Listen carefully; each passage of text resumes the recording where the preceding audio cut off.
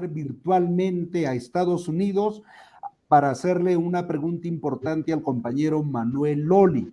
Pero antes, Manuel, este conocimiento, pues, de algunos que te conocemos, que tú has sido prisionero político en Perú, pero además has sido sobreviviente del genocidio, de la matanza cometida por el Estado peruano y sus esbirros allá en mayo de 1992. En ese marco, estimado Manuel, concretamente, ¿cuál ha sido el proceso histórico de la política genocida del Estado peruano contra los prisioneros políticos y de guerra del Perú? Adelante, estimado Manuel.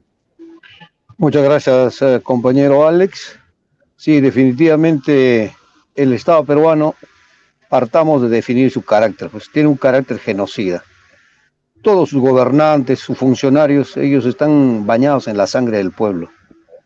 Y desde que en el Perú se vivió una etapa muy dura como fue el conflicto interno, el Estado peruano, para responder al avance de las fuerzas rebeldes, en este caso el Partido Comunista del Perú, en 1980 ellos reprimieron pues al pueblo, principalmente al campesinado, con sus fuerzas policiales. Devinieron muchos prisioneros políticos, prisioneros de guerra. Las cárceles de provincia se llenaron de prisioneros políticos y prisioneros de guerra. Cuando en el 1982 entran las Fuerzas Armadas, entra precisamente ya para cambiar, dar un giro a esa guerra interna. Meses antes, en marzo, se había dado la fuga, o sea, una política de fuga, de liberación de presos políticos en Ayacucho, en diferentes provincias, Cerro de Pasco y otros. Entonces el Estado peruano comienza a aplicar una política directamente contra los prisioneros de concentración. Los concentra en Lima, en la isla del Frontón, en Lurigancho, a las compañeras presas políticas, prisioneras de guerra, también en el Callao. Ahí las recluyen y les aplican, obviamente, torturas, vejaciones, incluso pues ya hay asesinatos, ¿no?, selectivos. Y persecución incluso en calle. Hay muchos casos que aún no han sido investigados, pero sí, yo cuando devine preso político, precisamente conocí a un profesor de matemáticas de la Universidad de la UNI, donde él había salido en libertad y lo persiguieron, lo secuestraron y lo asesinaron. Estábamos hablando de ese contexto del gobierno de Belaúnde Terry. Imagínense, entonces desde ese momento ya comenzaban a aplicar directamente en 1982 esa política contra los prisioneros políticos y de guerra. En 1985, en octubre, ellos con el gobierno de Alan García se desemboca en el genocidio, porque Alan García representaba una facción dentro del partido aprista fascista, precisamente esos grupos mercenarios que hoy alimentan a la ultraderecha vienen de esas filas del APRA, y entonces esos han sido formados precisamente por las facciones fascistas del APRA, Alan García y todos esos grupos, incluso paramilitares como Rodrigo Franco. Ellos han preparado fuerzas civiles para precisamente responder de esa manera como lo hacen en Colombia con paramilitares a las fuerzas rebeldes, ¿no? Bueno, el tema es que en 1985, en octubre, asesinan a varias decenas de presos políticos, prisioneros de guerra. Ese tiempo hay una resistencia muy interesante de los comunistas, los revolucionarios prisioneros, que arrancan el Día del Prisionero de Guerra. O sea, la lucha en el Perú, la lucha interna, la guerra interna ha sido tan cruenta y dura que uno y otro lado pues se han enfrentado, pero también los comunistas y revolucionarios han sabido mantener en alto su moral por la propia formación ideológica y política en que ellos han sido construidos, su moral, su espíritu, sus convicciones. Por eso cada fecha que ellos han resistido y han combatido han arrancado muchos derechos. En el 85 arrancaron el Día del Prisionero de Guerra. Al año siguiente Alan García pensaba dar un golpe decisivo, como en una entrevista que le hice al ministro del Interior de aquel entonces,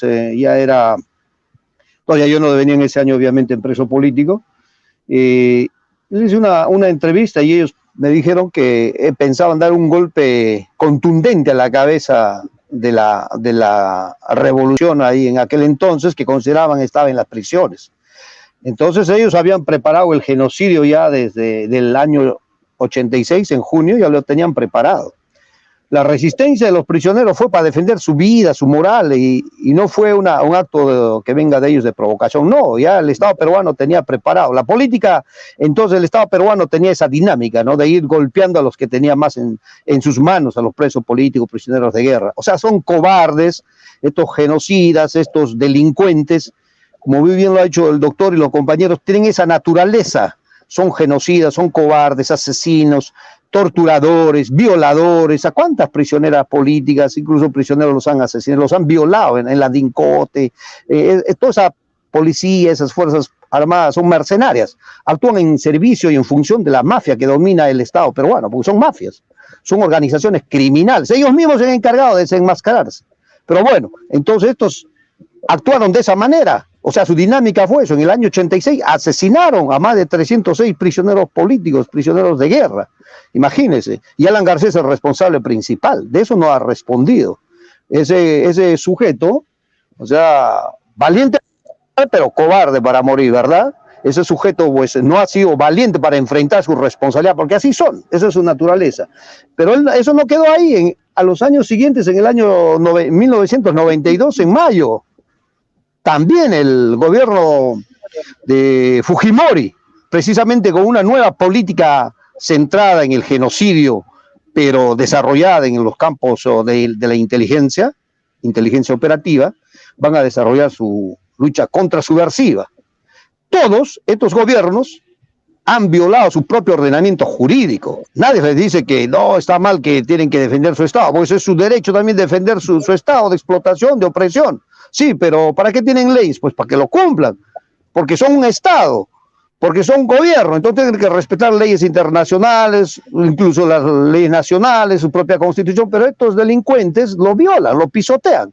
Entonces, ¿qué autoridad moral tienen para hablar? Nada, son asesinos. Y lo que hicieron en el año 92, precisamente cuando yo devine prisionero político, por secuestro de la DINCOTE y tortura, y me involucraron en un caso que no tenía absolutamente nada que hacer, un acto de venganza, porque soy un periodista, los he denunciado a estos criminales de guerra y torturadores, es lo que han hecho. Entonces, yo he podido ver y percibir ahí directamente en primera persona cómo son pues estos comunistas, estos revolucionarios ahí en la prisión, su formación sólida, su integridad, incomparable. ¿Qué se les va a comparar pues a estos delincuentes que dominan el país, el Perú, que lo tienen ahorita una crisis, una descomposición total? No. La única reserva moral que yo puedo encontrar en el Perú es en esos presos políticos y prisioneros de guerra. Unos ya en libertad, una parte todavía en las prisiones. ¿Por qué estos delincuentes que dominan y controlan el poder están asesinándolos uno tras otro a los presos políticos, prisioneros de guerra de la prisión? ¿Por qué? Porque precisamente su naturaleza les lleva a eso, cuidar su poder. No saben que si le dan libertad a estos presos políticos, a estos comunistas revolucionarios, peligra su poder. Y ese es el tema central, su poder. Ellos no quieren perder su poder, del dominio que tienen del Estado peruano y de la sociedad peruana. Entonces, en ese sentido, hay que ver también que no solamente queda esa política genocida en el año 1992, hay un giro en el 93 cuando el doctor Guzmán precisamente plantea la necesidad de terminar la guerra, y da un giro el tema del manejo político de la guerra interna, lo lleva a otro plano, precisamente a buscar una solución política, resolverlo de esa manera para que el Perú entre en un proceso de paz, de desarrollo, de progreso, de mayor democratización. Que las fuerzas conservadoras y reaccionarias no lo han entendido, no lo han comprendido. Y hoy en día, aprovecho esto, mi estimado colega Alex, me voy a permitir unos segundos, el gobierno actual debería entender y comprender que en la crisis que vive, en la crisis actual que vive, y eso se lo digo al presidente Pedro Castillo, debería entender y comprender que ese millón de personas que apoyó con firmas al Movadef, al FUDEP, a otras organizaciones, obviamente que están conformadas por muchos expresos políticos, debería por lo menos entender y comprender que dar una solución política integral a todo lo que viene sucediendo en el país, ¿no? Ellos es un gobierno débil, necesitan de tener alianzas con el pueblo, con las fuerzas progresistas más avanzadas. Deberían entender y comprender que es necesario un proceso de reconciliación nacional, un proceso de solución política integral en todos los que han participado en la guerra interna de los dos lados, no es de un solo lado. Ahora no pueden decir, no, quieren sacarlo libre al doctor Guzmán, si ya lo han asesinado estos criminales. Aquí de lo que se trata son de los intereses del pueblo peruano, incluso como nación, de los intereses de la propia nación.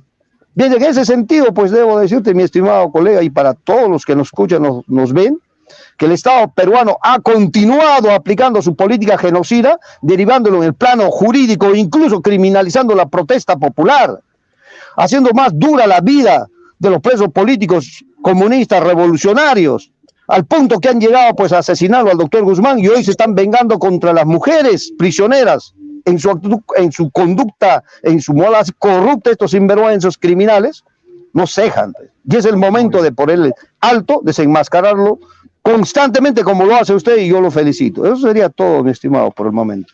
Gracias, Manuel.